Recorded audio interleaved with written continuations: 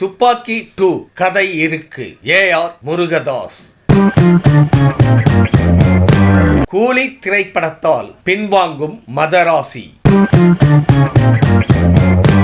அந்த ஹீரோயின் தான் தனுஷின் தங்கையாம். AK-64 திரைப்படம் அப்படியானது அல்ல. ஆதிக் ரவிச்சந்திரன். அன்பு தமிழ் நெஞ்சங்களுக்கு மெர்சல் கெலாட்டாவின் அன்பு வணக்கம். வாங்க இன்றைய காணொளி இதோ. தனது படங்களில் துப்பாக்கி படத்தின் பார்ட் 2 மட்டுமே எடுக்க முடியும் என ஏ.ஆர். முருகதாஸ் சமீபத்திய பேட்டியில் தெரிவித்துள்ளார். இது குறித்து மேலும் பேசிய அவர், அத்திரைப்படத்தில் விஜய் ஆர்மிக்கு மீண்டும் செல்வார். அப்போது அங்கு என்ன வேண்டுமானாலும் நடக்கலாம், அல்லது இங்கு மீண்டும் வந்து வேறு ஒரு சம்பவத்தை கொண்டு கதையை தொடரலாம் என்று அவர் கூறினார். துப்பாக்கி 2 ஓகே ஆகுமா?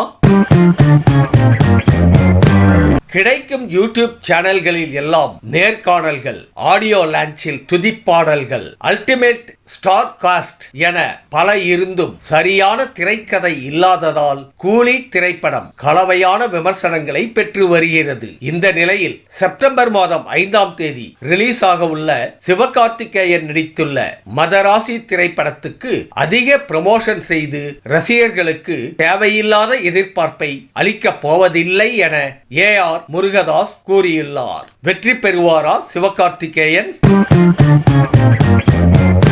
தனுஷ் தற்போது இட்லி கடை திரைப்படத்தை இயக்கி நடித்து வருகிறார். அவருக்கு ஜோடியாக நித்யா மேனன் நடிக்க, இவர்களுடன் அருண் விஜய், சத்யராஜ், பார்த்திபன், ராஜ்கிரண் உள்ளிட்டோரும் நடித்துள்ளனர். இத்திரைப்படத்தில் தனுஷுக்கு தங்கையாக ஷாலினி பாண்டே நடித்துள்ளதாக தகவல் வெளியாகியுள்ளது. இத்திரைப்படம் அக்டோபர் 1ஆம் தேதி ரிலீஸுக்கு தயாராகியுள்ளது.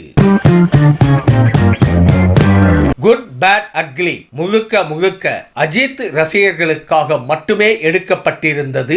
இந்த நிலையில் கூலி திரைப்படமும் கலவையான விமர்சனங்களை பெற்று வருவதால் முன்னணி ஹீரோக்களின் படங்களை அனைவரும் ரசிக்கும்படியாக எடுங்கள் என்ற கருத்தை நெட்டிசன்கள் முன்வைக்கின்றனர். இந்த நிலையில் AK-64 திரைப்படம் ஒரு சிறந்த பொழுதுபோக்கு படமாக இருக்கும் என அதன் இயக்குனர் ஆதிக் ரவிச்சந்திரன் கூறியுள்ளார். உங்களின் எதிர்பார்ப்பு என்ன?